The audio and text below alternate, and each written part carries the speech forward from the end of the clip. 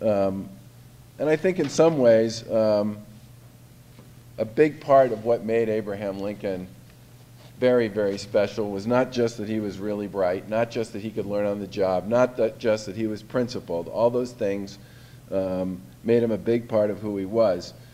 But he was also an honest adversary and a man who most people would consider to call a friend, whether they agreed or disagreed with him on particular issues. Lincoln had the capacity to disagree without being disagreeable, to be really tough on the issues and soft on the people. And as a result, he had a very strong personal relationship with Senator Douglas, who was in many ways his primary foil and adversary for years. And Lincoln was the guy who basically took away from Douglas the opportunity to be President of the United States, which had always been Douglas's greatest goal in his political life.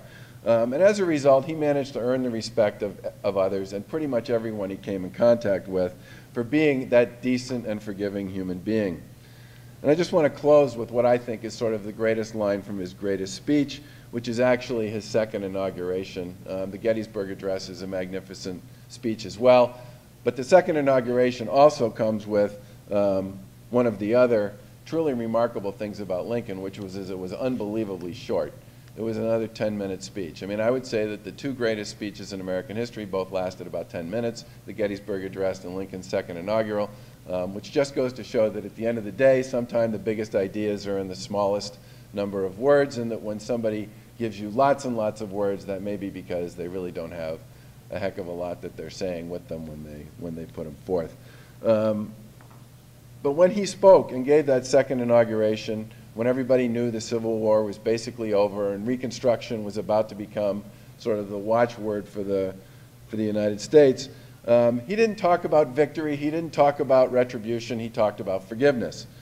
With malice toward none, with charity for all, with firmness in the right, as God gives us to see the right, let us strive on to finish the work we are in, to bind up the nation's wounds, to care for him who shall have borne the battle, and for his widow and his orphan, to do all which may achieve and cherish a just and lasting peace among ourselves and with all nations.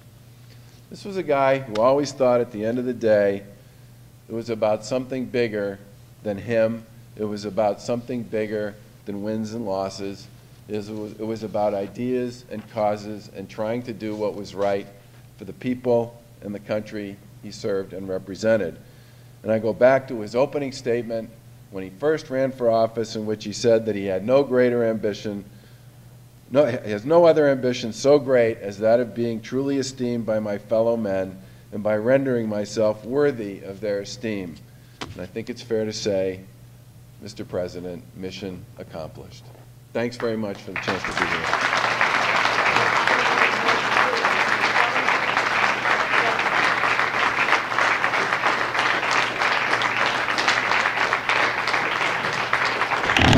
By the way, I think I can't profess to be a scholar of Lincoln, and I've really learned a lot here today, but I'm venturing a guess that Charlie Baker is taller than Lincoln was. That's right. One of the things that Charlie mentioned that resonated at least with me, and I'm sure it did with many, if not all with you, is the ability of great leaders to bring with them people that they may disagree with, as Charlie mentioned, on certain issues, but have the ability to see qualities in them that can help us all, help the people. I think if a leader lacks that and surrounds herself or himself with yes man or yes ma'am, that is a sign of truly intellectual weakness.